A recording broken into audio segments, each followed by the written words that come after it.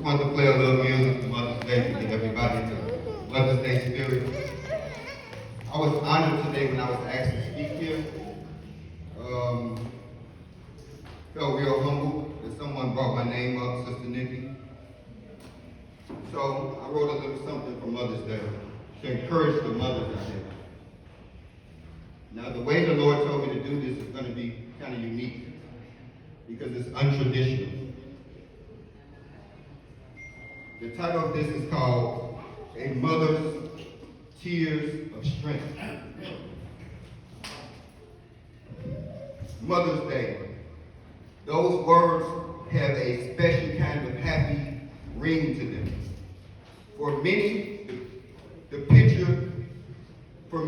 picture a peaceful kind of world where life is simple and everyone lives happily ever after.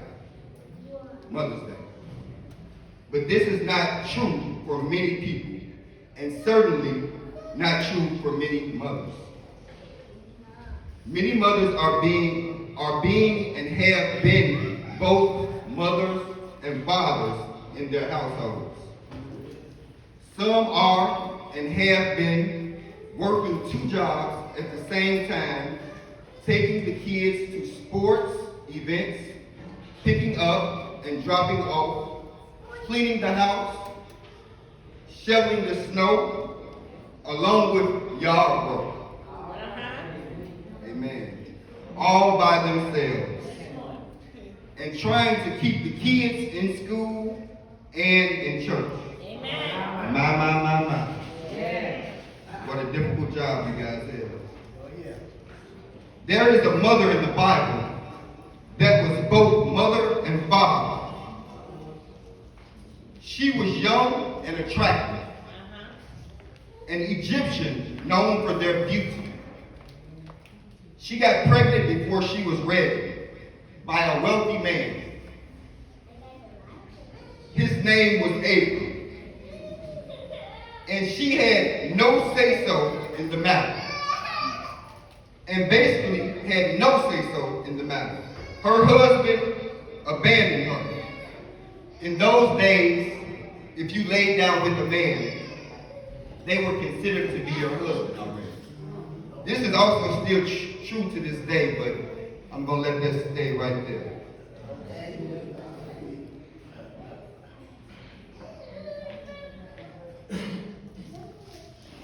She lost her job as a maidservant by Sarah, the original wife of Abram. She had no friends.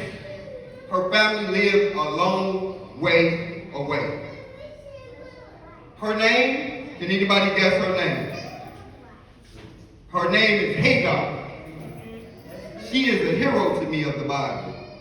She represents mothers all over this city, all over this world. She can teach us a lot about overcoming. Let's do a quick summary of this. 1. God's original promise or perfect will was to be through his wife, Sarah. She was to give birth to the promised child, a child to be named Isaac. This is Genesis 17 and 16. 2. The promise was given while Abraham and Sarah were still childless and old. Point 3. 10 years later, this is the summary. 10 years later, no child. Abraham took things into his own hands. Well, actually, it was his wife Sarah's plan. But Abraham went along with the plan. The plan was Hagar, plotted on and used as a faithless tool in Sarah's and Abraham's plot and plan with no faith. That was Genesis 16, 1 and 4. Summary number 4. Hagar, Sarah's maid, gave birth to a boy, a rejected and despised child, born into chaos like many of us today. For they named the child Ishmael. Ishmael. Summary number 5. Just going through the chapter. Summary number 5. 14 years later, Isaac, the promised child, was born. 25 years from that, the promise, to the birth of Isaac. Sarah told Abraham that this maidservant has to go. This is Genesis 21 and 10. This is the part where the plot thickens. This is the part that I want to talk about mostly today. So this is coming from Genesis 21 and 10. And she said to Abram, get rid of that slave woman and her son. For that woman's son will never share an inheritance with my son Isaac. The matter distressed Abraham greatly because it concerned his son. Nevertheless, let's skip a couple of verses.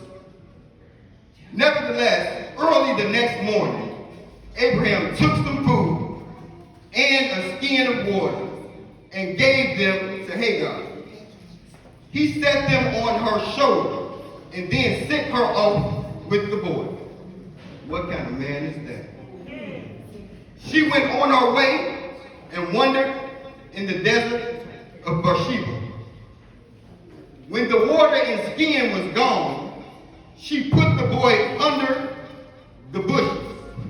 Then she went off and sat down about a distance away.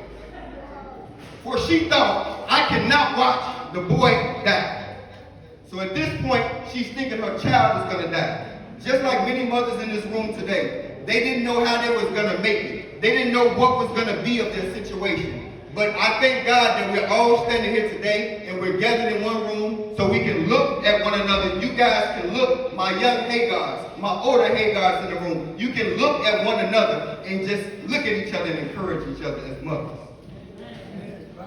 For your struggle might not be her struggle, or her struggle might not be your struggle, but some of you guys can look and just nod your head and let it be known that I've been through things too as a mother.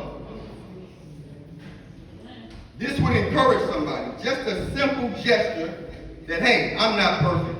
I've been through a lot of things. I just want you guys to know that the Lord told me to speak to your pain today. I don't know if you can understand this, but the Lord wanted me to speak to the pain. So this is untraditional of a Mother's Day speech. A Mother's Day speech sounds more glamorous. It sounds like everything is peaches and cream. But I just want you guys to know that he sent a young short man up here today to tell you that I understand your pain.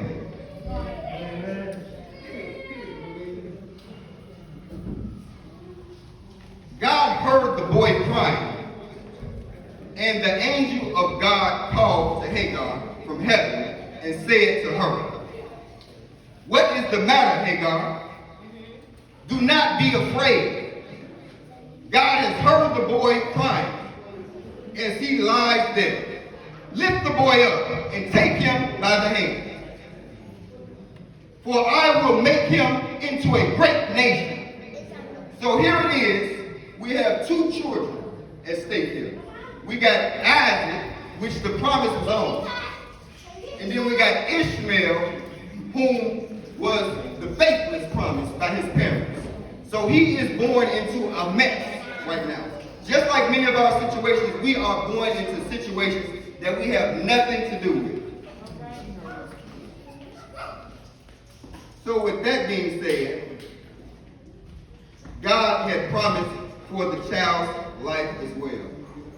So anyway, I just want to thank you guys for hearing me out and sharing the time with me today. I really thank you. And if my mother is listening, I just want to thank you for everything you've done for me. I know I probably was a bad kid at times, but I just want to let you know that you appreciated your love and the struggle was real. God bless. And have a great day.